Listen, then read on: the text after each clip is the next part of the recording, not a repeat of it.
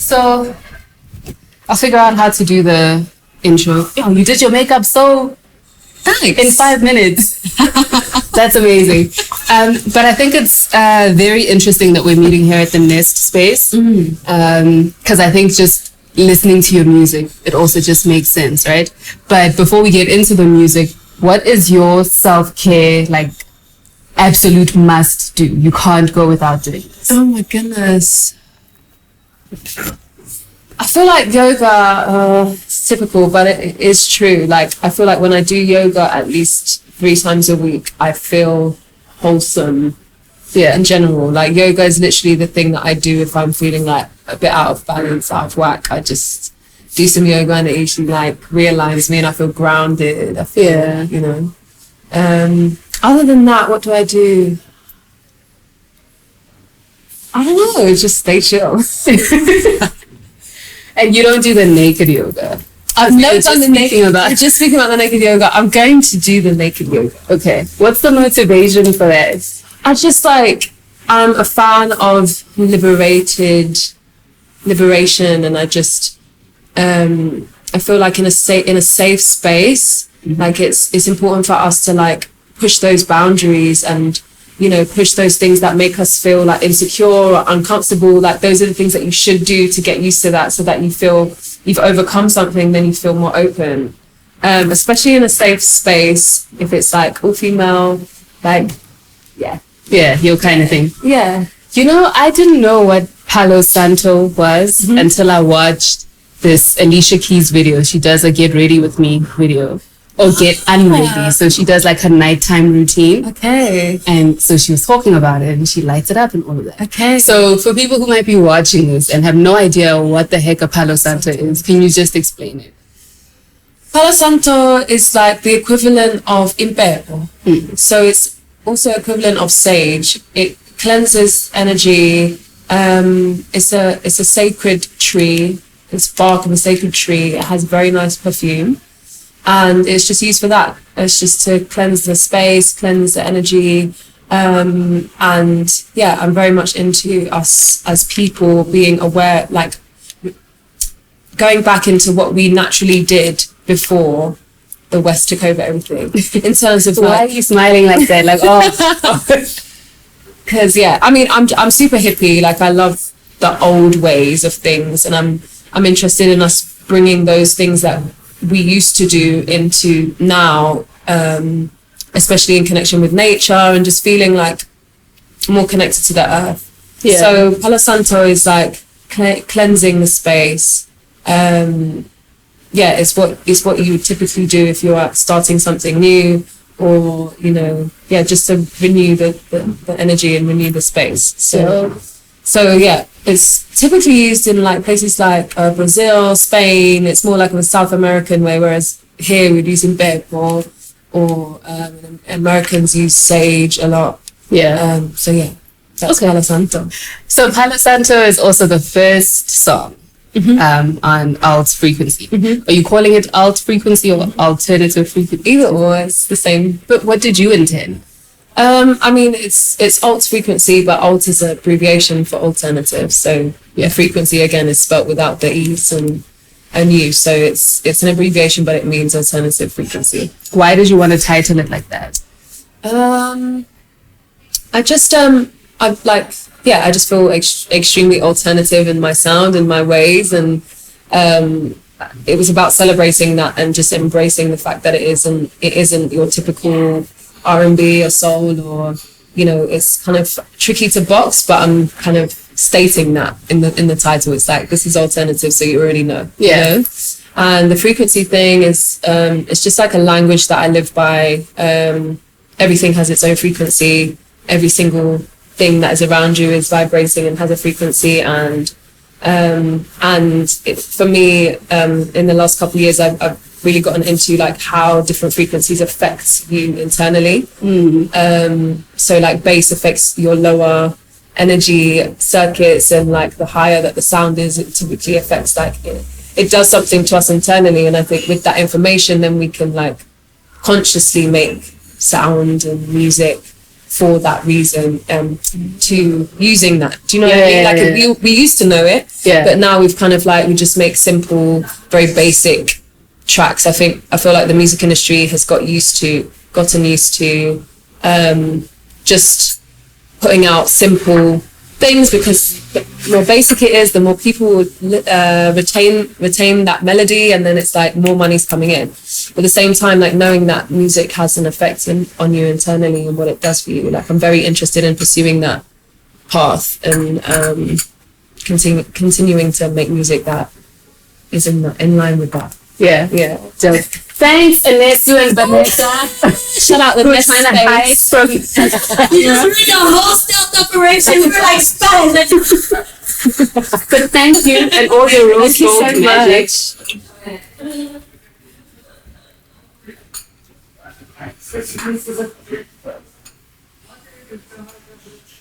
It's so interesting what you're saying about creating music for different parts of your body. But can you explain it a little bit further, just in terms of like, you're saying the bass affects your nether regions? Yeah. So in what way? Like, can you... Well, I mean, like Atlanta is a great example, like trap music, or like the sound of Atlanta is a great example, because it's so sub and bass heavy. Like it makes you want to move that part of your body, right? Okay. And without you even necessarily being conscious of that, it just moves that part of your body. Like as soon as you hear those lower tones, that's how your body naturally responds to that.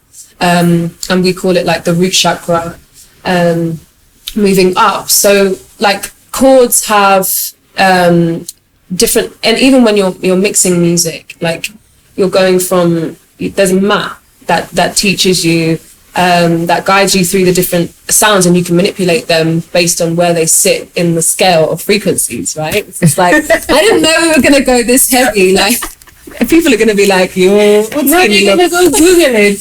Just like, I'm like curious. Okay, great. Yeah, so that whole map and that whole realm was like really interesting to me. But yeah, Atlanta is a great example, but also just like even like the drum, like it all starts with the drum and the heartbeat, right? So so that travels, starts from that bass sound, and then the higher up you go, the higher, the more it affects you. So you can find all of this stuff on YouTube. When you are doing yoga, sometimes you want to listen to a particular type of music that makes you feel calm, that makes you feel peaceful, and those hertz, there's different hertz that can affect different parts of your internal system.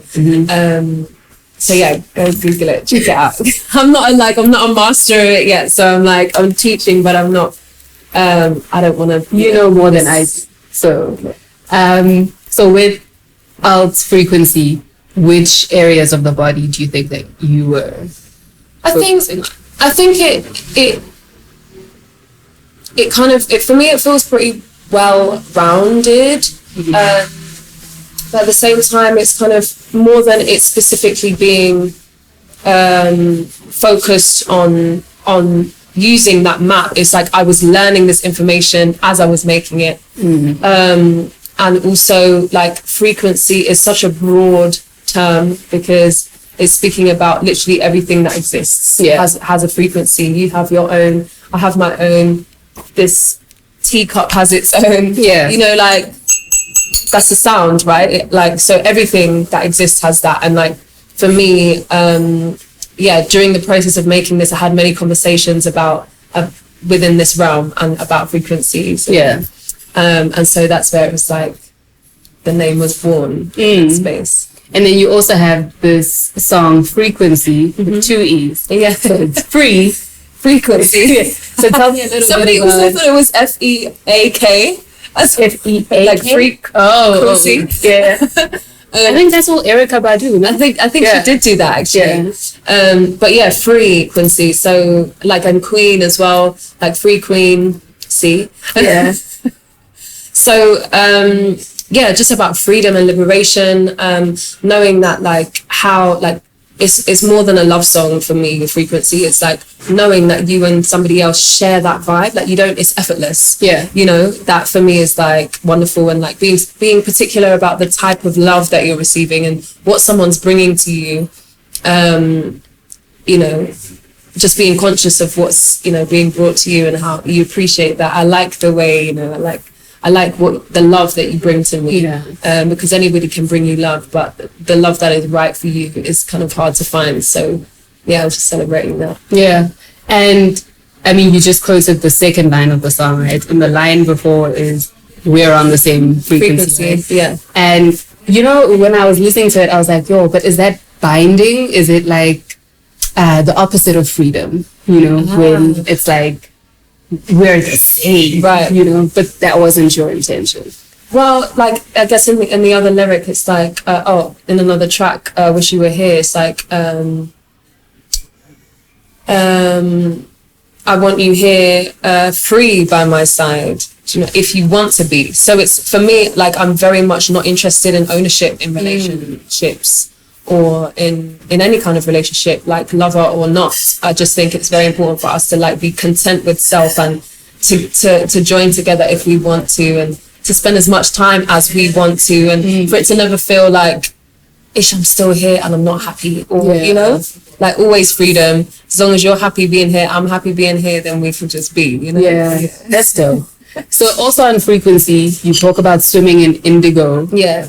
What does that mean? What is swimming in indigo? So indigo, so I guess like from my generation upwards, we're like the born frees have a term called indigo children.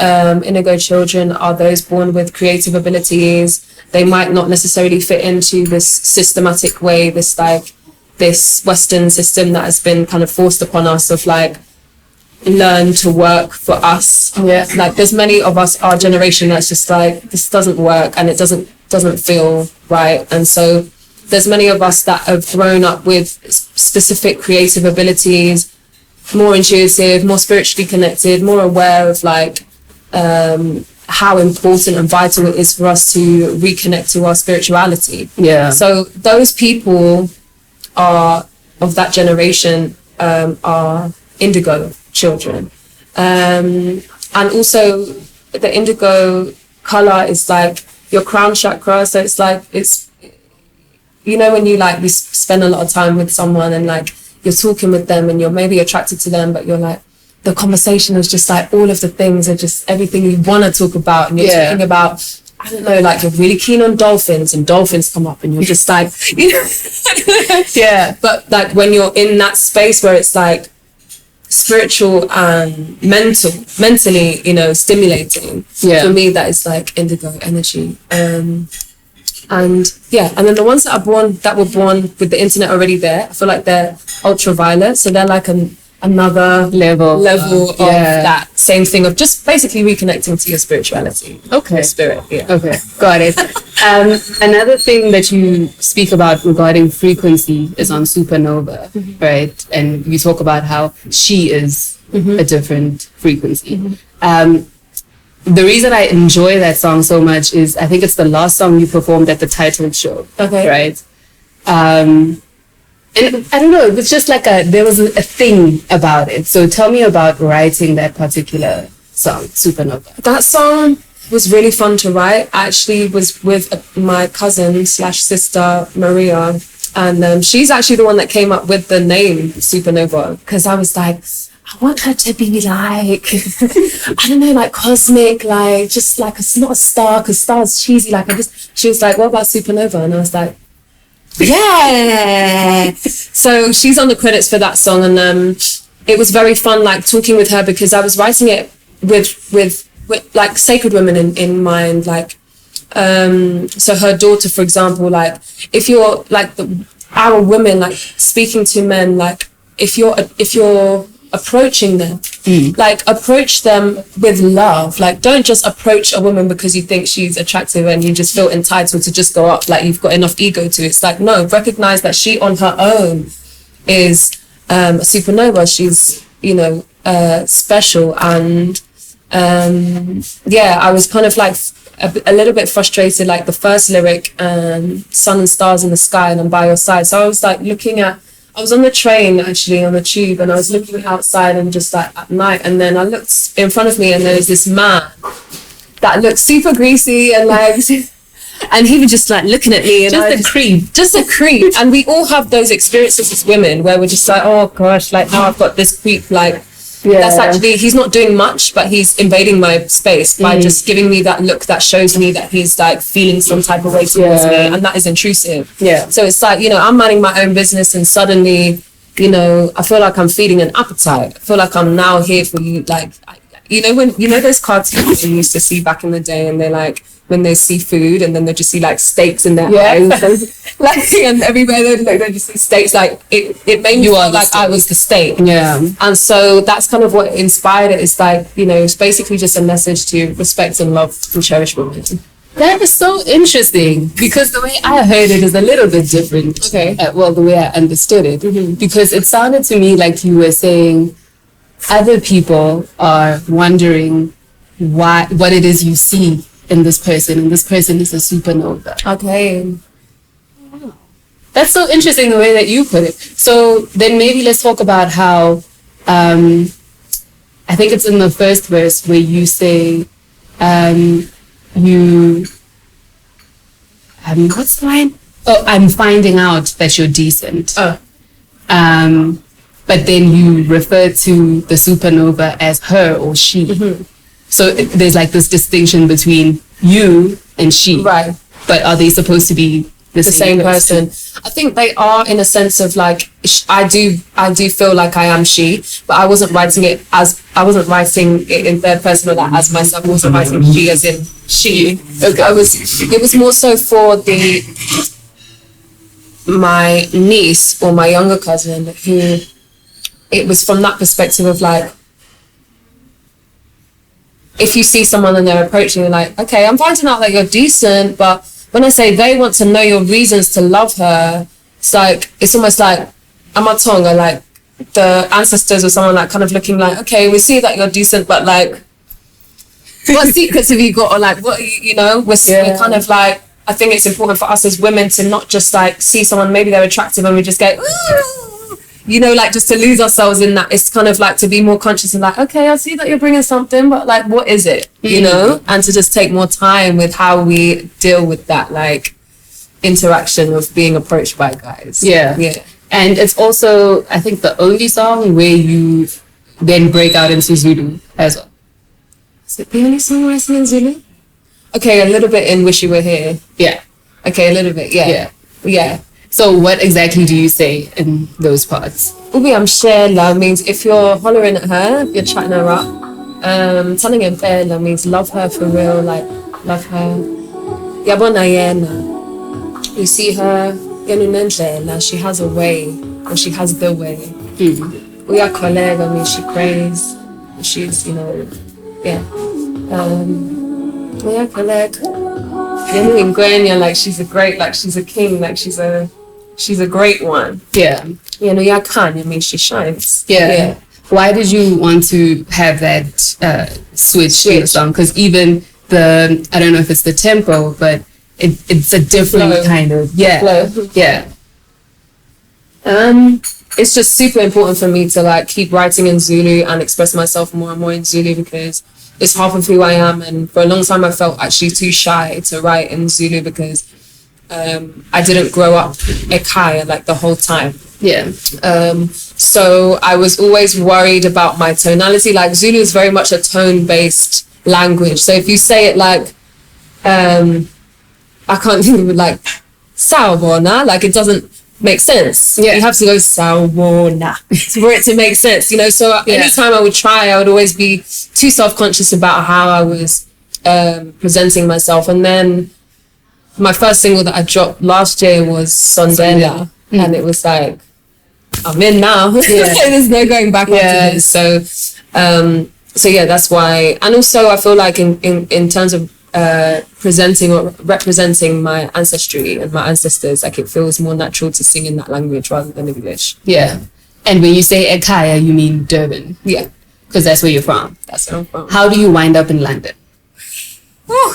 Long story short, grandmother and mother avoiding apartheid via Zimbabwe, from Zimbabwe, come to London. I don't know how, I don't know why, but that's where they ended up. Yeah. And so, yeah, then my mother lived there from a young age and I was born there. And then my mom came back and I followed her. And yeah, it was a very like interesting and fun childhood of traveling between places. And yeah, like I learned Zulu in the township, Lamontville township, basically by force, because it was like the children were kind of like, either you speak Zulu or I don't know what you're going to play with you. Like, so obviously like I wanted to be included and I wanted to connect genuinely, so it made sense for me to like learn the language quickly.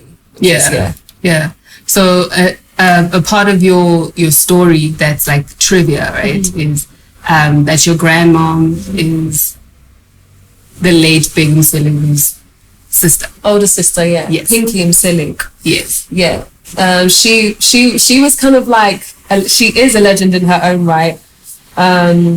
She was a singer, an activist, And a poet. Yeah. A filmmaker. She was the head of the South African Film Commission before she passed away.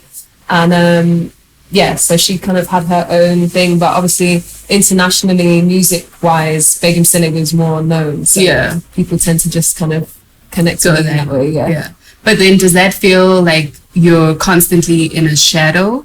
Because it's not just one person who's in the arts, it's two. And not in a small way either. Not even two. Like there was Wendy Mseleku, Andile Mseleku, like literally the whole family. There's my sister, my cousin now, Nirvana Mseleku. Well, Nirvana Nokwe Mseleku, she's also an artist.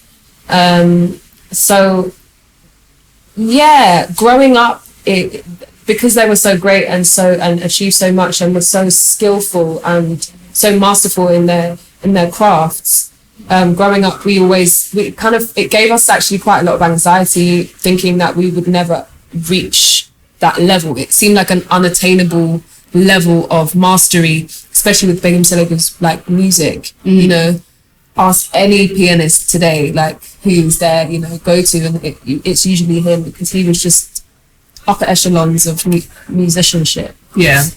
So we grew up nervous because we'd be interested to learn, and then it'd just be like, ish, we're never gonna get this far, right? But he encouraged you, right? Because you performed with him.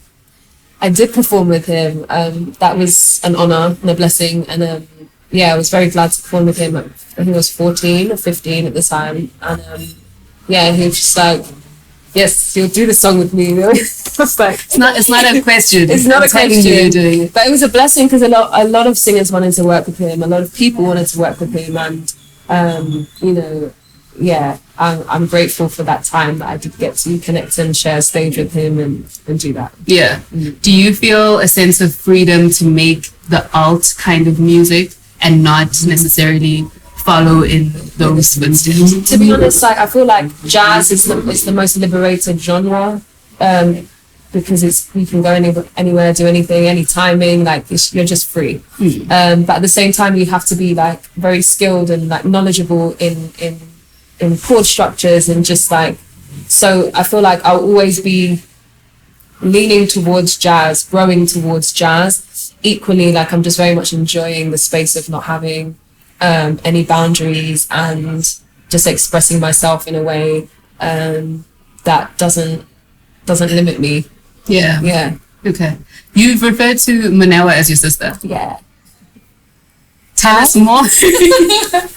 Well, now it's my sister, guys. No, we went to school together in Berea, in Durban, when I was growing up. Okay. And we kind of like, we just hit it off. We just clicked. Like, we spent a lot of time just growing together.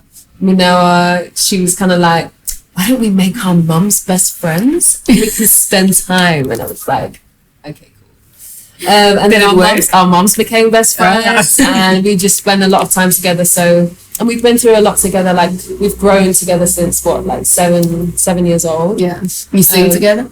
we've never we used to sing together growing up. Where are these like songs? we do, like I need to hear these songs. oh my gosh, like we really should make something together, like record something together. But I've been in London, she's been here, and her journey evolves at its pace, and mine evolves at its pace, and it's just very natural, like it doesn't feel forced. And yeah, so I hope that we'll make something together. I hope so too. So Spirit is formless, and maybe Calm Sweet, and Palo Santo. The things that those songs have in common is they don't have lyrics, right? And I mean, Palo Santo, maybe let's start with that one. You can hear you lighting the wood, right? And it crackling. And so maybe just let us know a little bit about deciding to use those devices on Palo Santo. Palo Santo are made in Ibiza. Not a party song at all. Dude, Ibiza is actually the most chill, peaceful place I've ever been to. Yeah? I was always put off of going there because of like how much of a reputation it has for like being a party place, and it definitely is that, but the other side of it is like super chill. It's like paradise. It's super hippie. Like I'm interested in living there at some point, actually. Nice. So I was there, and all of those, the thing that those songs have in common is that it was made with a loop machine that I've been using for like 4 or 5 years now. I've called them voxstrumentals because every sound that you hear is made with my voice. So yeah, I've just been, and usually when I do my performances live, I create those soundscapes live, and then I do spoken word on top of them. The reason why I haven't done that here is just because I feel like just introducing myself as an artist, there's so much that I didn't want to overload it and for it to be like too like, okay, this is a lot. Yeah, I'd rather just like, you know, the songs that are produced and written, include those and then fuse them with the tracks that are soundscapes that are created with my voice, and then blend that first and see how that works, and then, you know, later on introduce the poetry. But if anybody that comes to a show always hears my lyrics and poetry at that point. But yeah, so I'm like, the beautiful thing about Palo Santo is that you could hear the crickets in the area. I love that. I love the sound of crickets. I love any like natural sound. So yeah. I don't know if that answered the question. Almost. Because what I'm asking about is, because you write so differently from a lot of people, you choosing to not write lyrics is also like a form of an artistic expression, right? So when does that happen for you? When do you decide, this is just voice, like this is just vocals, but no words? I don't know, like, a few people, like Joe, the guy who mastered it, was like, why have you not sang on these? Like, these are great, you should have sang on them. I'm like, do you know what? It's important, for me, it's like a moment. It's like moments of, like, I'm so wordy as a person, like, I've just got a lot of words, and I just want to balance that, because in my mind, I very much am a promoter of peace and just like stillness, and so it's important for me to balance those two things of like having a lot of words, but then also having moments of just stillness and a place where you can think. And also I was very interested and keen on like poets or writers or other people, other musicians, being able to add to it, and you know, if they want to add their own lyrics, or if they want to add lyrics and send it back to me, or,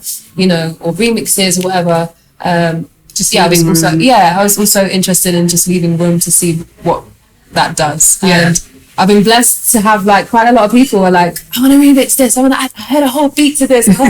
Like Legan is one of those people who's just like, I want to add a whole thing here. I'm like, that's what I made it for. Like, feel free to collaborate and for us to journey in that.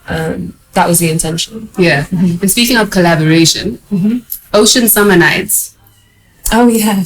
Do you remember? You caught me off guard, because I was just like, that sounds nice. Ocean Summer Night.